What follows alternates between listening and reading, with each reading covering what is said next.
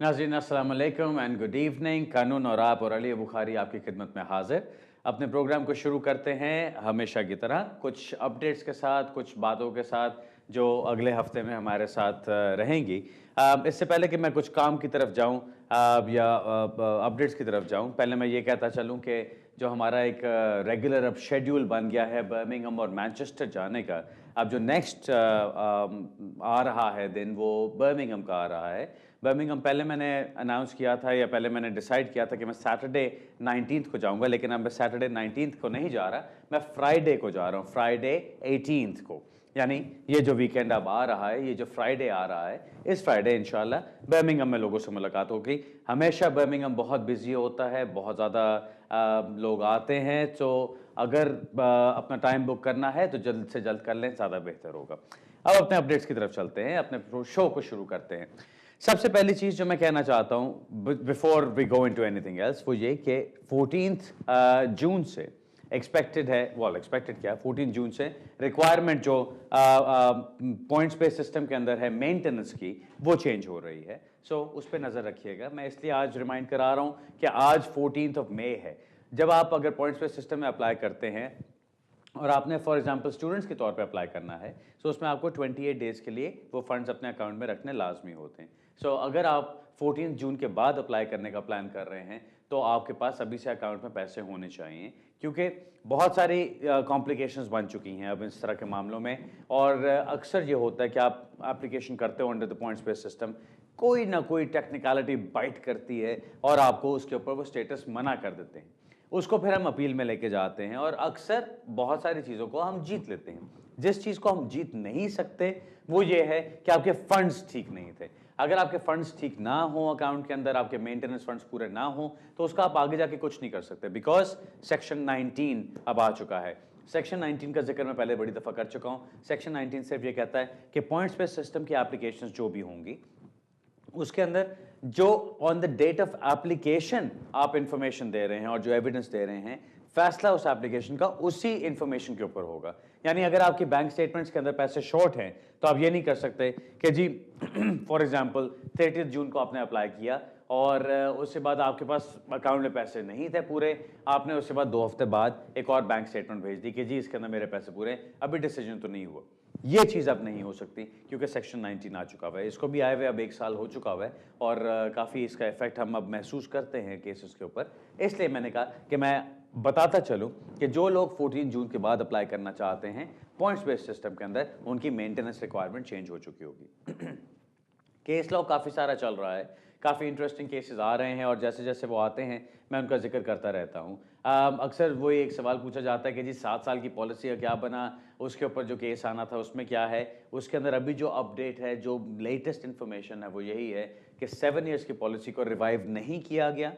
उसके अंदर यही कहा गया कि जिन लोगों का टाइम बनता था, जिनकी ये एक एंटाइटलमेंट बनती थी कि जी हमने 7 साल पूरे कर लिए थे यहाँ पे बच्चों के साथ और उसके बाद पॉलिसी को ख़त्म किया गया, वो फिर भी ट्राई कर सकते हैं उसके अंदर। लेकिन ज़्यादा जो उनके लिए इम्पोर्टेंट सिचुएशन बनती है और जो ज़्यादा इम्पोर्टेंट एक हेडिंग बनती है जिसके अंदर वो उसको जीत सकते हैं, वो ह्यूमन राइट्स के अंदर आर्टिकल 8 के अंदर आ जाता है या सेक्शन 55 जो बच्चों का इंटरेस्ट वाला सेक्शन है उसके अंदर आता है। So lots of things to talk about जब भी इसका जिक्र आएगा, बट जैसे जैसे इसकी बात चलेगी तो उसके ऊपर बात करेंगे। मेरा ख्याल है अब सीधा कॉल्स की तरफ चलते हैं। पहली कॉल लेते हैं जी। हेलो हेलो हेलो हेलो, अस्सलाम जी वालेकुम। जी अस्सलाम वालेकुम। जी भारी साहब, अस्सलाम वालेकुम। वालेकुम सलाम सर, बताइए। हाँ जी, थैंक यू वेरी मच। भारी साहब ਤੁਹਾਡੇ ਕੋਲ ਇੱਕ ਪੁੱਛਣਾ ਸੀ, ਸੋ केस आया यूरोपियन केस हाँ हाँ ਕਿ ਸੰਬਰਾਈਨੋ केस आया ਜਿਹੜੇ यूरोपियन नेशनल बच्चे ਹੁੰਦੇ ਨੇ जी ਉਹਨਾਂ ਦੇ ਬਾਰੇ ਜਾਂ ब्रिटिश ਦੇ बारे पुलिस तफसील से बता सकते हैं प्लीज? जिम्रानो, ओके मैं जी, बताता हूँ जी। थैंक यू वेरी मच जी। Okay sir. जिम्रानो केस का मैं पहले भी कई दफ़ा जिक्र कर चुका हूँ और आई एम श्योर बहुत सारे लोग इसको सुन भी चुके होंगे। जिम्रानो केस के अंदर एक बड़े इंटरेस्टिंग सेट ऑफ फैक्ट्स था। वो ये था कि इसके अंदर जो पेरेंट्स थे उनके साथ बच्चे थे, बच्चे जो थे वो दोनों ब्रिटिश नेशनल कह रहा हूँ, वो यूरोपियन नेशनल्स थे। और जो पेरेंट्स थे उनके पास कोई इजाज़त नहीं थी कि वो यहाँ पे वो रह सकते यूरोपियन कंट्री में या वो आगे उसके ऊपर कोई काम कर सकते और एनीथिंग लाइक दैट। उनको जो केस किया गया था उनका वो ये था कि हमारे बच्चे क्योंकि यूरोपियन नेशनल्स हैं, यूरोपियन नेशनल होने की हैसियत से वो इतनी एक कनेक्शन रखते हैं यूरोप के साथ कि उनको यहाँ से निकालना नहीं चाहिए और ये उनका अपना पर्सनल राइट बनता है। अब ये हम पे किस तरह अप्लाई होता है जो यूरोप में सिर्फ नहीं बल्कि यूके के अंदर बैठे हैं। अब यूके के अंदर खास तौर पे जिसकी एप्लीकेशन आती है वो इस तरह से है। फॉर एग्जाम्पल बच्चे हैं, अब ये सिर्फ बच्चों पे अप्लाई नहीं होता, लेकिन मैं एग्जाम्पल बच्चों का लेता हूं बिकॉज बहुत सारे लोग इस तरह की सिचुएशन में होते हैं। अब वो क्या है, बच्चा किसी भी वजह से यहां पे ब्रिटिश है, अब उसको जो भी ब्रिटिश नेशनैलिटी मिली, अब उसके बाद उसके पेरेंट्स या दोनों में से एक पेरेंट जो है वो उसके पास स्टेटस नहीं है यहाँ पे। अब जो बच्चा है वो अगर उस पेरेंट के ऊपर डिपेंडेंट है, ये डिपेंडेंसी होनी लाजमी है। अगर वो उसके ऊपर डिपेंडेंट है और जो एडल्ट है, जो पेरेंट है, उसको यहां से निकालने का मतलब यह होगा कि बच्चे को भी यूके से जाना पड़ेगा। तो उस सूरत हाल के अंदर यह चीज कही जाती है कि जो नॉन स्टेटस पेरेंट है उसको भी यहां पे स्टेटस दिया जाए उस बच्चे के साथ। उसमें फायदा यह होगा कि बच्चे की जो अपनी नेशनैलिटी बनती है, जो उसकी यूके नेशनैलिटी है, उसकी वजह से उसको यहां से निकलना नहीं पड़ेगा और उस दूसरे पेरेंट को भी यहां पे स्टेटस मिल जाएगा।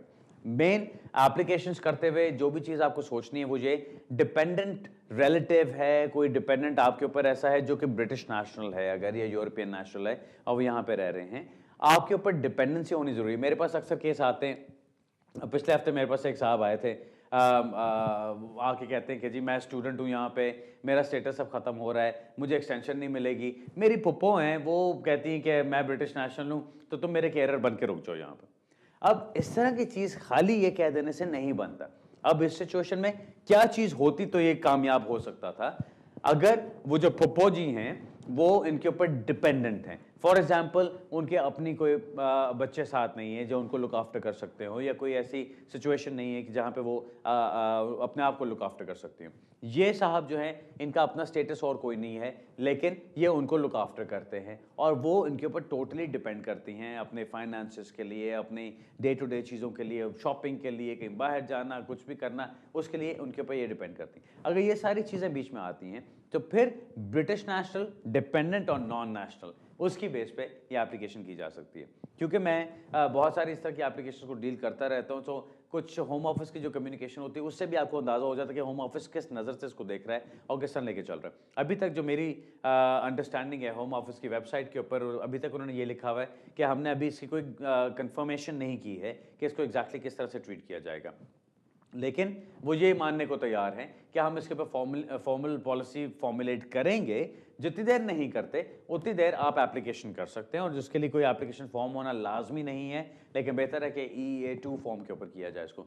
आप एप्लीकेशन कर सकते हैं, आपको सर्टिफिकेट ऑफ एप्लीकेशन मिल जाएगा जिसकी बेस पे आपको काम करना अलाउड हो सकता है, और जब तक कि वो आपका फैसला नहीं करते। जब वो फैसला करेंगे तो फिर जो भी उन्होंने आपको स्टेटस देना होगा वो उसके मुताबिक देंगे। मैं जो इसमें एक्सपेक्ट करता हूँ, अगर आप अपनी डिपेंडेंसी शो कर सकते हैं कि कोई ब्रिटिश नेशनल आपके ऊपर डिपेंडेंट है और उस ब्रिटिश नेशनल को यूके से निकलना पड़ेगा, अगर आपको भेजा जाता है तो उसकी बेस पे आप ये एप्लीकेशन ज़रूर कर सकते हैं, और उसके अंदर आपको 5 साल का रेजिडेंस परमिट मिलना चाहिए, जिस तरह किसी भी फैमिली मेम्बर को जो यूरोपियन नेशनल्स हों जो एक्सरसाइज कर रहे हैं treaty rights in the UK, उनको मिलता है। उम्मीद है आपको अच्छी तरह ज़िम्रान हो समझ आ गया होगा, मैंने काफ़ी डिटेल से एक्सप्लेन कर दिए। अगली कॉल लेते हैं जी। हेलो, अस्सलाम वालेकुम सर। वालेकुम सलाम। सर जी, मेरा क्वेश्चन ये है कि ये ना यहाँ पे आए हुए ना तकरीबन 7 साल हो गए हैं जी। अभी मैंने ब्रिटिश नेशनल से शादी की हुई है, शादी रजिस्टर्ड भी करवाई हुई है, ठीक है। लेकिन अभी साथ में रहते हुए हमें 2 साल हो गए हैं, लेकिन पूरे 2 साल का प्रूफ नहीं है, तकरीबन 1 साल से ज्यादा का प्रूफ है। और मेरी वाइफ जो ना वो पार्ट टाइम काम करती है और वर्किंग टैक्स क्रेडिट और चाइल्ड टैक्स क्रेडिट भी लेती है। तो मेरा पूछना ये था कि अब मुझे FLRO की एप्लीकेशन करनी चाहिए या FLRM की एप्लीकेशन करनी चाहिए? आपके पास अभी कोई लीगल स्टेटस है यहाँ? नहीं, कोई भी नहीं है। ओके चलें ठीक है, मैं बताता हूँ जी। देखिए, जब आप FLRM एप्लीकेशन करना चाहते हैं तो उसके लिए FLRM एप्लीकेशन के रिक्वायरमेंट्स पूरी करनी है जो कि इमिग्रेशन रूल्स का हिस्सा है। अब अगर आपके पास लीगल स्टेटस हो, आपने इंग्लिश लैंग्वेज का टेस्ट कर लिया हो, आपकी बाकी जो सारी रिक्वायरमेंट्स पैराग्राफ 281 में होनी चाहिए वो आप पूरी करते हो, तो आप FLRM एप्लीकेशन करते हैं। अगर आपके पास लीगल स्टेटस ही नहीं है तो फिर आप इमिग्रेशन रूल्स को फुलफिल नहीं कर सकते, तो इसका मतलब FLRM एप्लीकेशन आपकी लाजमी तौर पे रिफ्यूज़ होनी है। उस सूरत में आप FLRO एप्लीकेशन कर सकते हैं, क्योंकि आप आउटसाइड इमिग्रेशन रूल्स एप्लीकेशन कर रहे हैं जो किसी और फॉर्म से आप फुलफिल नहीं कर सकते और उसके लिए आपको FLRO करना चाहिए। अब 2 साल से ज़्यादा अगर आपको इकट्ठे रहते हुए हो गए लेकिन प्रूफ आपके पास सिर्फ 1 साल का है, रजिस्ट्रेशन भी आपने कर ली, यानी आपकी एक जेन्युइन और सब्सिस्टिंग मैरिड लाइफ इधर चल रही है। सो उसमें आप एप्लीकेशन कीजिए, जो एविडेंस आपके पास है वो लगा के उनको दें, उससे उनको पता चले कि आपकी एक फैमिली लाइफ एग्जिस्ट करती है। जब वो फैमिली लाइफ आप प्रूव कर सकते हैं उनको, तो फिर आपको ये कहना कि जी आप सिर्फ एंट्री क्लियरेंस लेने वापस जाएं अपने मुल्क और वीज़ा लगवा कर आएं, गलत है। उसके ऊपर जो केसेस आए हुए हैं जो इस चीज़ को डील करते हैं, चिकवम्बा मैं अक्सर नाम लेता हूँ, वो इस केस को डील करता है, हयात इस केस को डील करता है, VW युगांडा इसको डील करता है। इस तरह की बहुत सारी सिचुएशंस, बहुत सारे केसेस हैं जो इस तरह की सिचुएशन को कवर करते हैं। जब आपके पास एविडेंस हो 2 साल से ज़्यादा इकट्ठे रहने का, तो अगर आपकी रजिस्ट्रेशन ना भी हो, आपको तब भी उस पर स्टेटस मिल सकता है, बिकॉज आपने प्रूव कर दिया कि आपकी फैमिली लाइफ एग्जिस्ट करती है। ऑलराइट, अगला सवाल लेते हैं जी। हेलो हेलो हेलो जी। हाँ जी, सत श्रीकाल जी। हेलो जी, सत श्रीकाल। आपका प्रोग्राम बहुत अच्छा लगता है, लेकिन मैं किसी और वकील के पास फंस गया, उसने तो सारा बेड़ा ही कर दिया मेरा। अच्छा जी। तो मैं आपसे ये मशवरा लेना चाहता हूँ कि मेरा यहाँ वीजा था 2012 तक जून का। अच्छा, तो मैं डिपेंडेंट वीजे पे हूँ। ठीक वाइफ को वीजा मिला था 2014 तक। ठीक। तो मुझे वो एम्बेसी की गलती के साथ वो मुझे मिला 2 साल का। अच्छा। उसको एक्सटेंड करने के लिए मैंने वकील को एप्लीकेशन दी थी। उसने मार्च में मेरा केस डाला था इधर। अजे तक उसका कोई रिस्पॉन्स नहीं आया। 8 जून ਨੂੰ मेरा वीजा वो खत्म हो रहा। ਹੁਣ ਮੈਨੂੰ ਦੱਸੋ ਕੀ करना चाहिए ਉਹਦੇ वास्ते। 8 जून को आपका वीजा खत्म हो रहा है और मार्च में आपने डाल दिया था, इतना पहले क्यों डाल दिया था? इतना पहले मुझे इसके लिए डाला था कि मैं कि कुछ रूल चेंज होने हैं कि उस तो बाद काम की पोजीशन नहीं मिलेगी। वो तो खैर अभी हो गया। चलो खैर मैं बताता हूँ सर, गौर से सुनो आप। अभी और तो मैं कुछ समझ नहीं आती कि मैं आपको क्या कह सकता हूँ, सिर्फ इतना ही कहूँगा कि जब आपका वीज़ा ख़त्म हो रहा होता है, अगर आपने उसकी एक्सटेंशन के लिए अप्लाई करना होता है, तो उसकी एक्सटेंशन आप सिर्फ 1 महीना पहले अप्लाई कर सकते हैं। अब 28 डेज़ का नॉर्मली टाइम कहा जाता है कि जब आपका वीज़ा अगर 8 जून को ख़त्म हो रहा है, तो आप उससे 28 दिन पहले, यानी आप 10 मई के बाद उसके लिए अप्लाई करते हैं, तो ज़्यादा बेहतर होता है। चलो खैर, अब आपने मार्च में उसको अप्लाई कर दिया। अब होपफुली आपके वकील ने समझते हुए ये एप्लीकेशन की होगी कि वो आपकी एक्सटेंशन के लिए अप्लाई नहीं कर रहा है, वो करेक्शन के लिए अप्लाई कर रहा है। करेक्शन का मतलब ये कि आपका जो वीज़ा उन्होंने लगा के दिया था, आपने कहा कि उन्होंने गलती से 2 साल का लगा के दिया, 2014 तक का नहीं लगा के दिया आपको। जो गलती है अगर उसको ठीक कराने के लिए उन्होंने मार्च में डाला है, तो फिर कोई मसला नहीं है, क्योंकि गलती आप किसी भी वक्त ठीक करा सकते हैं। अगर वो चीज़ है तो फिर तो उसमें आपको इंतज़ार करना है, अभी जवाब आने दें। लेकिन अगर उन्होंने आपकी एक्सटेंशन की एप्लीकेशन डाली है इसी बेस पे कि आपका वीज़ा ख़त्म हो रहा है, तो फिर उन्हें बहुत जल्दी डाल दी है, क्योंकि वो 28 डेज़ पहले होनी चाहिए। वो आपकी application probably return as invalid हो जाएगी, या उसको हो सकता है वो रिफ्यूज़ भी कर दें। होपफुली ऐसी कोई चीज़ नहीं होनी चाहिए। लेकिन अभी तो इसके अलावा मैं आपको कुछ और ख़ास इसमें नहीं कह सकता, क्योंकि वाइफ को अगर आपके 2014 तक का मिला है और आप डिपेंडेंट वीज़ा पे हो, तो वाइफ का जो स्टेटस है, जो वो जिस चीज़ से वो स्टेटस निकलता है, वही आपकी सोर्स है। उनके लिए जो सोर्स है वो उनका स्टेटस, जो उनका वीज़ा है, वही आपकी सोर्स है, वही आपको स्टेटस मिलना चाहिए था, या वही वीज़ा आपको उतनी देर का ही मिलना चाहिए था। अगर आपको वो नहीं दिया, तो वो ऑब्वियसली कोई ना कोई गलती है उसके अंदर, जिसको करेक्ट करा लेना चाहिए था। अगर अभी भी आपकी एप्लीकेशन रिफ्यूज़ कर दी जाती है, तो आप उस करेक्शन के लिए दोबारा जा सकते हैं। उम्मीद है वहाँ पे आपका मामला सॉर्ट आउट हो जाएगा, क्लियर हो जाएगा। अनफॉर्चुनेटली मैं इसके अलावा तो अभी आपको और कुछ नहीं बता सकता। अगला सवाल लेते हैं जी। हेलो जी। हेलो, अस्सलाम वालेकुम। वालेकुम सलाम। जी मेरा क्वेश्चन है, मैं ना, मेरे 2 बच्चे हैं छोटे छोटे, एक 4 साल का है, एक तकरीबन 6 मंथ का है जी। तो ना मैंने साइलम लिया हुआ था, सब कुछ जैसे रिफ्यूज हो गया। 5 साल हो गए मुझे, मैं 2007 में आई थी, तो अभी सब कुछ रिफ्यूज हो गया। लेकिन मेरे ना वकील ने केस किया था होम ऑफिस में, और उन्होंने अपील का राइट नहीं दिया, तो अभी अपील का राइट मांगा हुआ है उनसे। तो अभी मैं साइनों पे जा रही हूँ, तो आप क्या बता सकते हैं मेरा क्या बनेगा? और एक और मेरा क्वेश्चन है, मेरे ना एक फ्रेंड है, उसने 3 साल के लिए अप्लाई किया था, अभी उन्होंने दोबारा 3 साल के लिए किया है अप्लाई। ठीक। तो उनके तकरीबन 5.5 मंथ हो गए, अभी तक कोई जवाब नहीं आ रहा, और पैसे उन्होंने काट लिए हुए हैं जी, और अभी तक उनका जवाब नहीं आया। आप बता, और पासपोर्ट नहीं उन्होंने भेजा साथ। अच्छा चलो ठीक है। तो आपने पूछना क्या है उसमें? उसमें ये पूछना है कि अभी तक उनका 3 साल का दोबारा लग के नहीं आया, 5-6 महीने हो गए हैं, तो कितना टाइम लगता है ये बात चलो पता मैं करना बताता था। हूँ जी, मैं ठीक है, बताता हूँ। ओके जी, थैंक यू, अल्लाह ओके, हाफिज। पहली बात तो ये कि जो आपने मुझे इन्फॉर्मेशन दी है अपने असाइलम वाले मैटर के लिए, उसके लिए तो आपने मुझे कुछ बताया, मुझे आपके केस के बारे में तो कुछ नहीं पता ना। आपने जो चीज़ बताई कि आपकी एप्लीकेशन असाइलम की आपने की थी वो रिफ्यूज़ हो गई, बच्चे आपके साथ 2 छोटे हैं, अब गालिबन आपने ह्यूमन राइट्स की एप्लीकेशन डाली होगी। अक्सर लोग जो चीज़ नहीं समझते कि जब आपका असाइलम क्लेम रिफ्यूज़ किया जाता है तो उस असाइलम क्लेम के अंदर आपके ह्यूमन राइट्स को भी कंसिडर किया जाता है और रिफ्यूज़ किया जाता है अगर आपको केस रिफ्यूज़ हो रहा है तो। सो अगर ऐसी सिचुएशन बन रही है कि आपका असाइलम भी रिफ्यूज़ हुआ और ह्यूमन राइट्स भी रिफ्यूज़ हुआ, तो उसके रिफ्यूज़ होने के फ़ौरन बाद ह्यूमन राइट्स एप्लीकेशन डालने की कोई सेंस नहीं बनती है।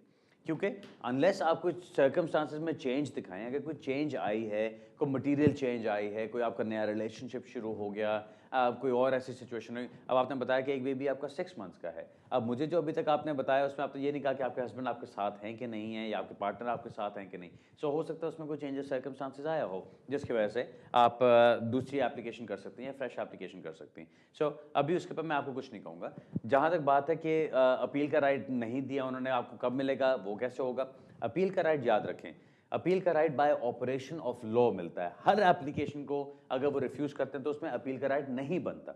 ऑपरेशन ऑफ लॉ क्या कहता है कि अगर एक इमिग्रेशन डिसीजन किया जा रहा है आपके लिए, इमिग्रेशन डिसीजन की पूरी एक डेफिनेशन है, उसके अंदर बहुत सारे एग्जाम्पल्स हैं कि इमिग्रेशन डिसीजन में क्या चीज़ आती है। फॉर एग्जांपल, अगर एक ऐसा डिसीजन है जो आपके पास कोई लीव नहीं छोड़ता या आपकी लीव कर्टेल करता है या आपकी वेरिएशन रोकता है, इस तरह की सारी जो डिफरेंट चीज़ें होती हैं, जो डिसीजन होते हैं, उसको हम इमिग्रेशन डिसीजन का नाम देते हैं।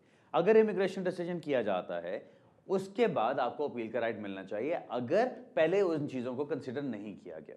अब आपके असाइलम क्लेम को उन्होंने रिफ्यूज़ किया, जिसमें अगर आप अपना डिटर्मिनेशन देखें जो जज का फैसला होता है उसमें लिखा होता है I dismiss the appeal on asylum grounds, I dismiss the appeal on humanitarian grounds, I dismiss the appeal on human rights grounds. अब ह्यूमन राइट्स ग्राउंड्स का मतलब है कि उसने आपके तमाम ग्राउंड्स को कंसिडर कर लिया।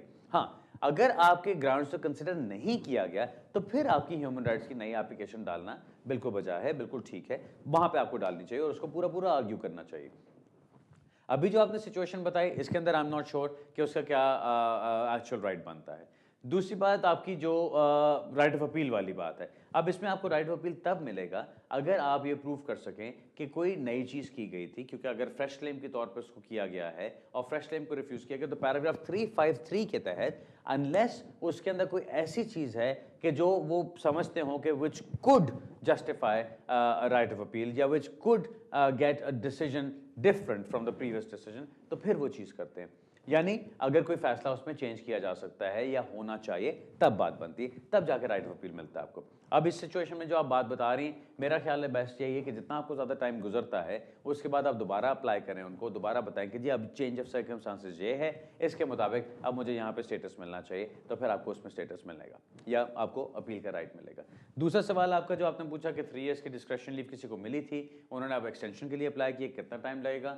ये याद रखें कि 3 इयर्स की जो डिस्क्रिप्शन लीव होती है जब आप दोबारा अप्लाई करते हैं, अगर तो आपका आइडेंटिकल सेम केस है जो 3 साल पहले था, आपने शादी की हुई है फॉर एग्जांपल किसी ब्रिटिश नेशनल के साथ, आपके बच्चे हैं, फैमिली लाइफ एग्जिस्ट करती है जिसकी बेस पे आपने अप्लाई किया है, तो आपको दोबारा भी एक्सटेंशन बहुत आसानी से मिल जाती है। कई लोग होते हैं कि उनकी सिचुएशन में बहुत सारी चेंजेस आ जाती हैं, मुझे नहीं पता कि इनकी सिचुएशन में क्या चेंजेस आई हैं। अगर बहुत सारी चेंजेस आए तो उनको नए सिरे से उसको कंसिडर करना पड़ता है, विच टेक्स सम टाइम, क्योंकि वो फिर किसी और को रेफर किया जाता है, सीनियर केस वर्कर्स को रेफर किया जाता है। अगर ऐसी सिचुएशन है तो उसमें ज़्यादा टाइम लग सकता है, लेकिन 4-5 महीने 6 महीने आमतौर पे इससे ज़्यादा टाइम लगना नहीं चाहिए। और अगर लग भी रहा है तो कोई ऐसी बात नहीं है, आपके पास एज लॉन्ग एज आपको पता है कि आपका केस वहाँ मौजूद है, आपका जो स्टेटस था अप्लाई करने से पहले वही स्टेटस आगे भी चलता रहेगा। ओके जी, उम्मीद है आपको क्लियर हो गया होगा। नाज़रीन, अब ब्रेक की तरफ चलते हैं, ब्रेक से वापस आके अपने सवाल जवाब का सिलसिला जारी रखेंगे। मिलते हैं थोड़ी सी देर के बाद।